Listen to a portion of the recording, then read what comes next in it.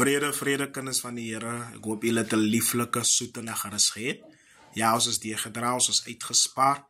Die Vader het ons gebewaar, ons is gesond, ons is wel. Ek hoop dit gaan goed met een en elk vanmôre wat ook luister. Prys die Here, ons oogies blink, so dit gaan goed. Ja, ons sien uit na môre, van môre is 'n nuwe dag.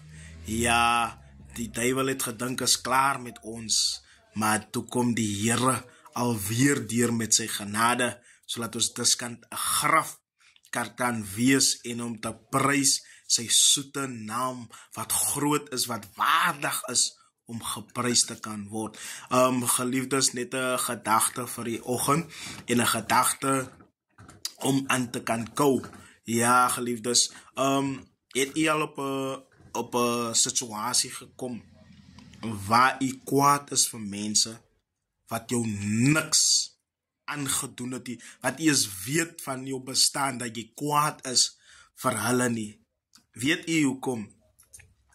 As van altyd luister, as iemand of 'n vriend of 'n kollega 'n probleem met iemand het, en die persoon kom vertel vir my of vir u, en omdat die my kollegas en die is my naasbestaande, wat ek altyd close min is of so is, dan gaan die manier hoe die persoon die ding vir jou vertel, gaan maak dat jy gevoelens het teenoor iemand wat jou niks aangedoen het nie. Hy is ontevrede of sy is ontevrede met daardie persoon, maar omdat sy deel of hy deel het met my, voel ek omdat ek by die se kant is, as van kant te kies. As jy close met iemand is, obviously gaan jy kant te kies. Dis hoe dit werk in die lewe. Maar ek wil vir u bemoedig. Moet nie vir u laat siek maak, of het nou wie is wat negatief praat van 'n next persoon nie. Jou probleem met 'n ander mens se probleem is nie my probleem nie. Dis hoekom jy moet reg lewe met die next persoon, sodat jy nie met probleme het met 'n next persoon nie. Al wat jy vir my kan kom vra, as dit nou by my is, kom vra vir my gebed. Want die persoon het vir my laat struikel. So ek het gestruikel, so die Here moet my help. En ons was in 'n ding gewees wat gevoelens plaasgevind. Maar moenie jou gevoelens oor my plaas, laat ek moet voel soos jy voel.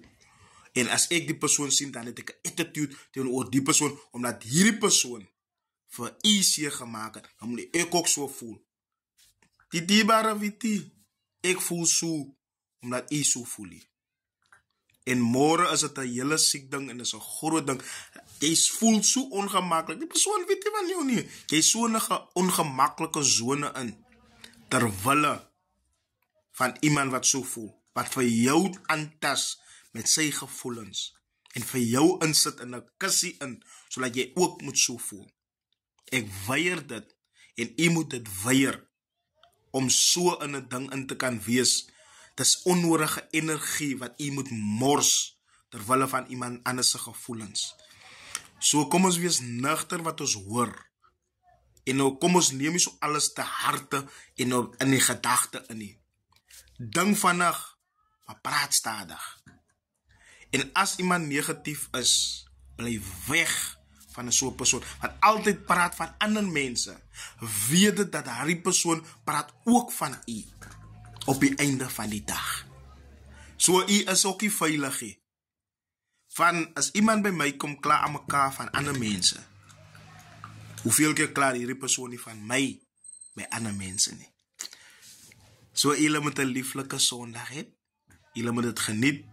Mag die hand van die Here met een en elk wees, en wees onder die beskerming van die Allerhoogste. Die Here seën julle wonderbaarlik.